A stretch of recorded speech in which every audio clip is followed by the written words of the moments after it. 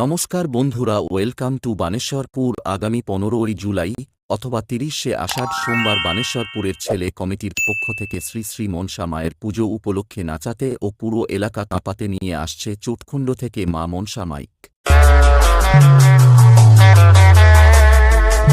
Dipankar editing.